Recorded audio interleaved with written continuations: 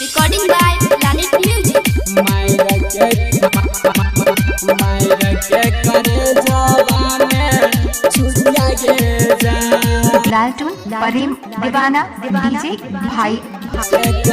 जवाने अखन अपने सब सुन रहल छी बिट्टू मलंगिया एंटरटेनमेंट के डीजे लालटून कुमार उमला जान बुझली नहीं दर्द खोजल लही मारद चल गलही काल है भोरा हरिया गे जान बुझली नहीं दर्द खोजल लही मारद चल गलही काल है भोरा हरिया गे जान भेल कौन कसूराबा गे गेल तू ससुराबा मायर के करे जबा में छुरिया गे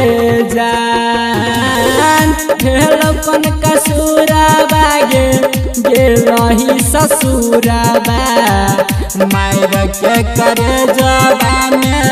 छुरिया गे जान डीजे लालटून कुमार उमला जान छुरिया गे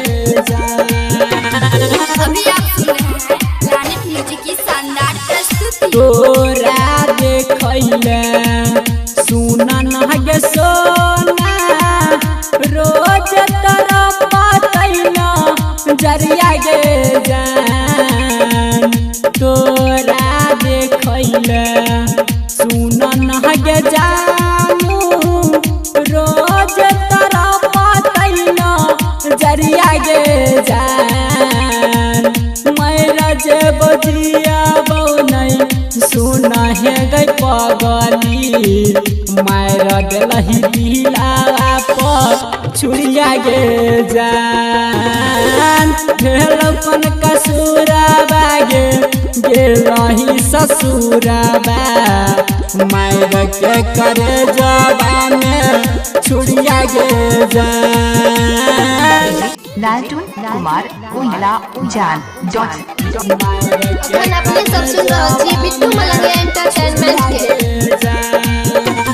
प्लैनेट म्यूजिक दरभंगा। राम अंजिया दब कहै छौ किसान बुझली नहीं किया मजा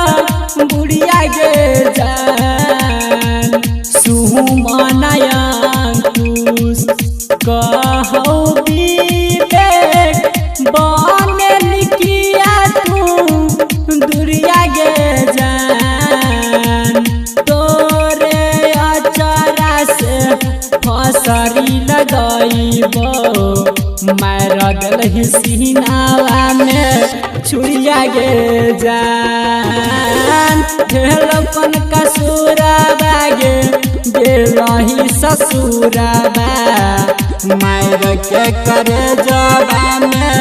छुरिया गे जान बुझली नहीं दर्द खोजल लही मारद चल गलही काल है भोरा हरिया गे जान भेल कौन कसूराबा गे गेल तू ससुराबा मायर के करे जबा में छुरिया गे जान भेल कौन कसूराबा गे गेलही ससुराबा मायर के करे जबा में छुरिया गे जान मेरा नाम है लालटून कुमार डीजे को इला जान चौक।